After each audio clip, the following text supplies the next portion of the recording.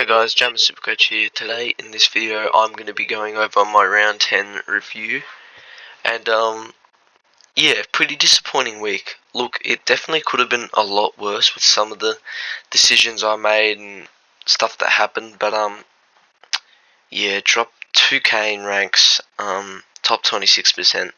This is not a good score. Hopefully we can bounce back next week because we look like we're in a lot of trouble right now, I'm going to be completely honest. So we'll start off with the back line. Luke Ryan, 122, should have taken this VC. I've done this so many times this year where my VC's gotten a good score and I've tried to go the person against West Coast or Richmond or whoever they're playing. And I was originally going to go Merritt against North, which I changed last second, which thank God I did because that would have just completely ruined my week even more. And but yeah, Gorn got a 109, which wasn't much better than Merritt's fucking 94. So yeah, it's disappointing. I should, like, from now on, if anyone gets above 120, I'm just going to take that score. I don't care who they're playing. And I think now we've just got to accept that West Coast aren't the scoring leaking powerhouse that they were last year. So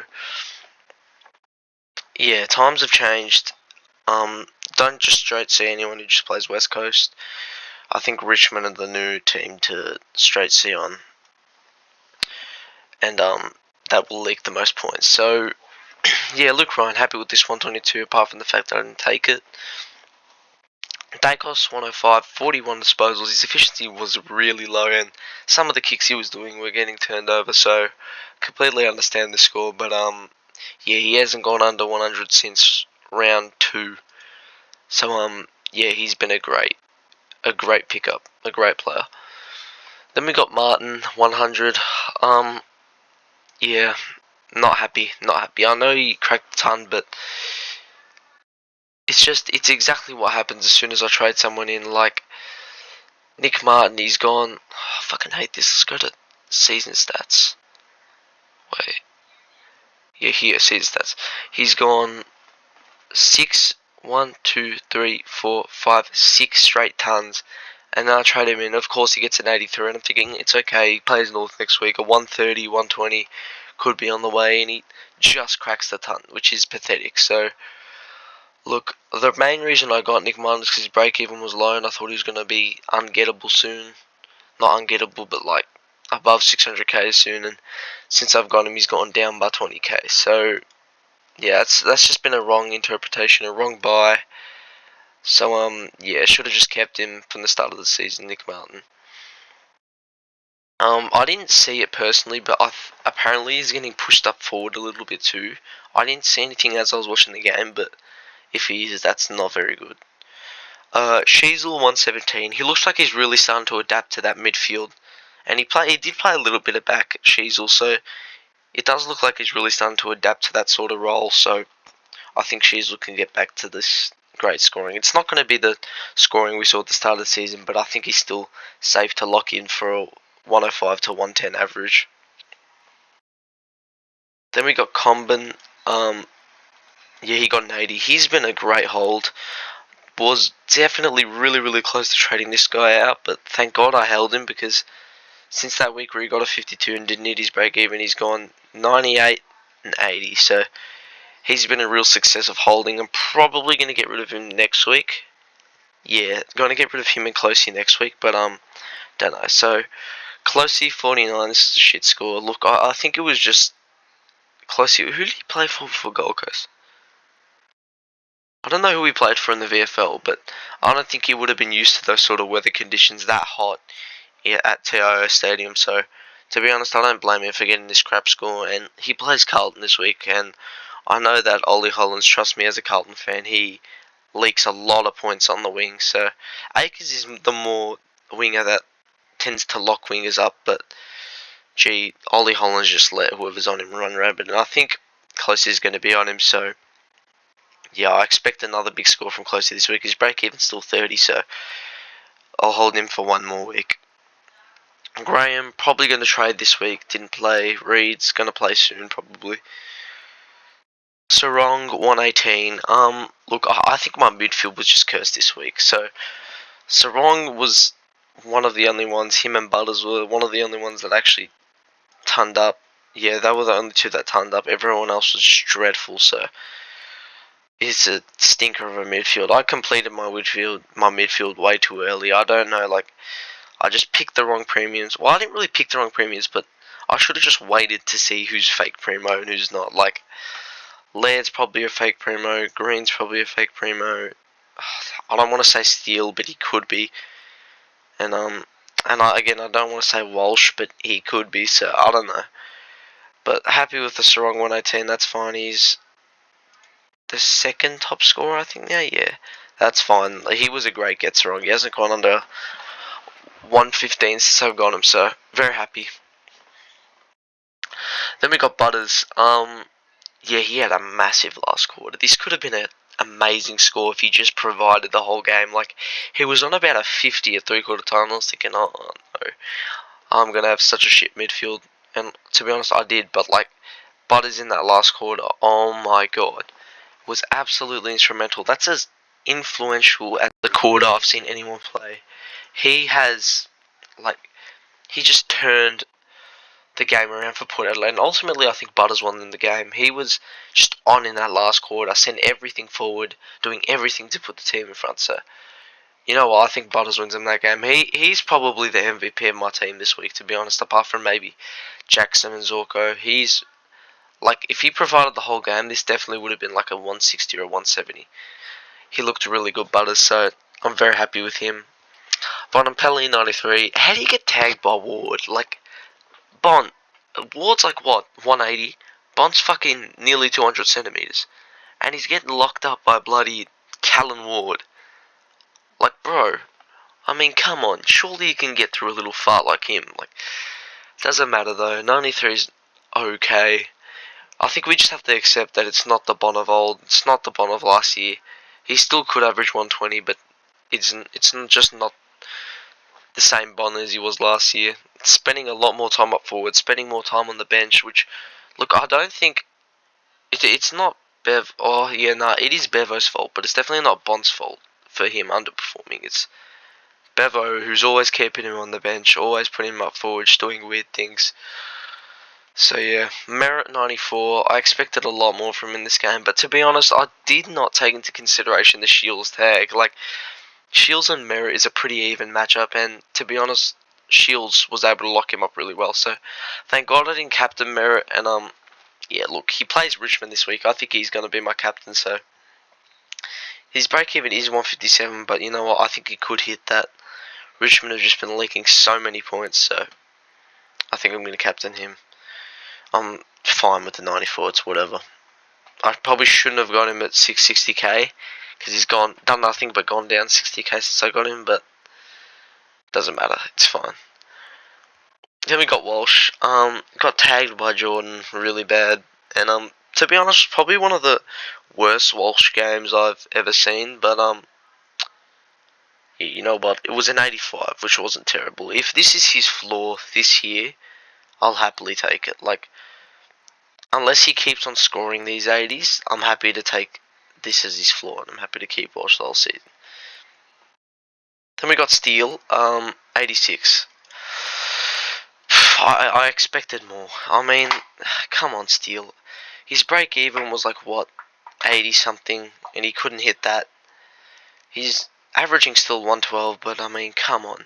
His strapping's off. Like, I don't know if he's 100% or not, but yeah, Steele's just someone that's very annoying to own because he just likes to play through every single injury he gets.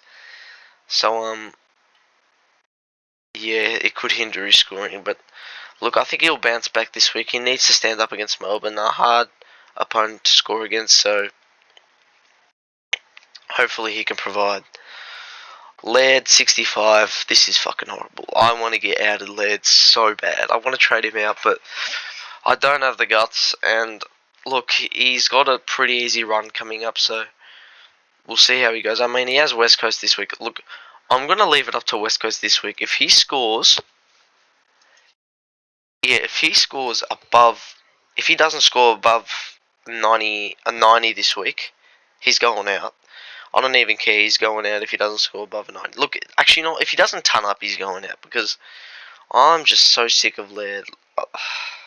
Who does he play after West Coast? Let me have a look.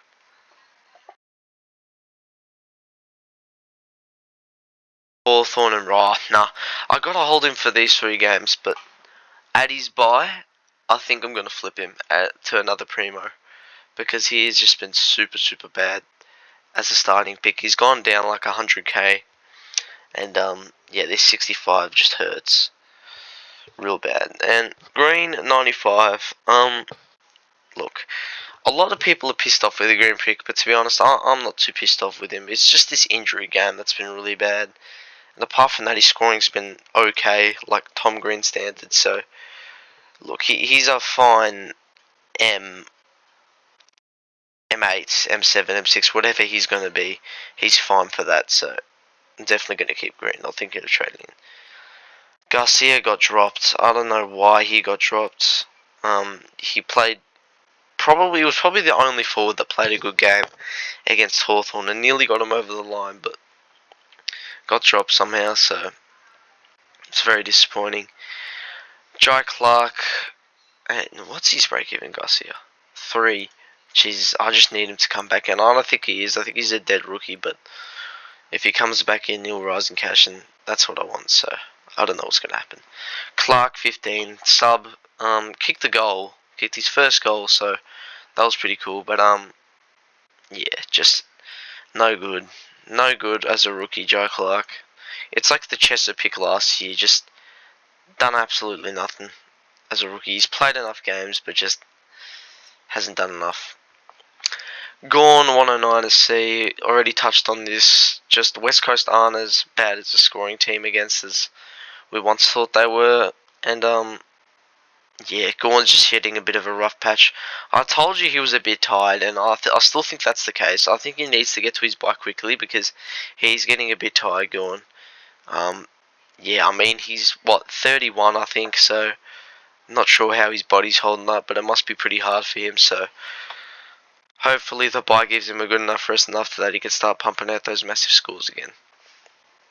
Jackson, 154. One of the only good things that's happened this week. I am so happy for this. Oh, yes. Luke Jackson, a 154. Exactly what he needed. His average is back up to 105, 104.7. Break even of 45. Oh, it's just amazing. He's going to start rising to catch again. He's going to be a good forward. I knew I had to hold this guy. I knew it. And it's come good. So, very happy with Dogger. Extremely happy with him. Sweet.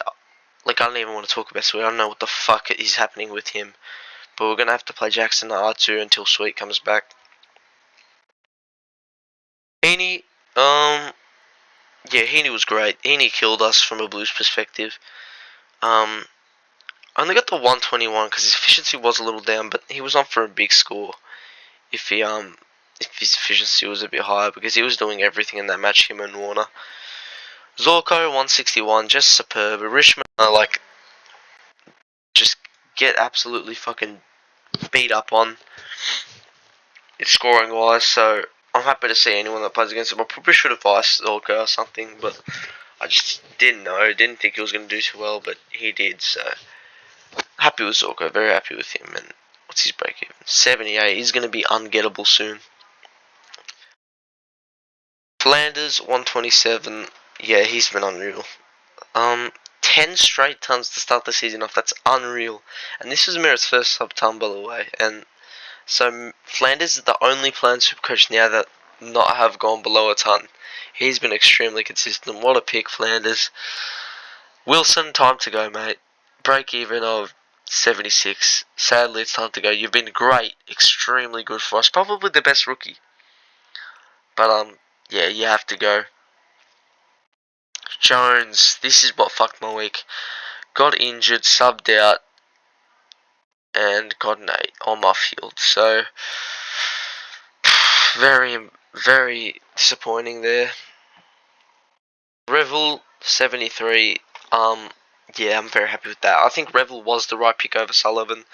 I feel like Sullivan could get dropped soon, maybe, and Revel's just doing really well on a wing sort of role for Brisbane. So, very happy with Revel. He's good, and Biggie and Melly don't play. So, Yeah, that's it for the team scoring wise. Let's get straight into the trades now. So we'll just fix a few things up around the team. Jackson there.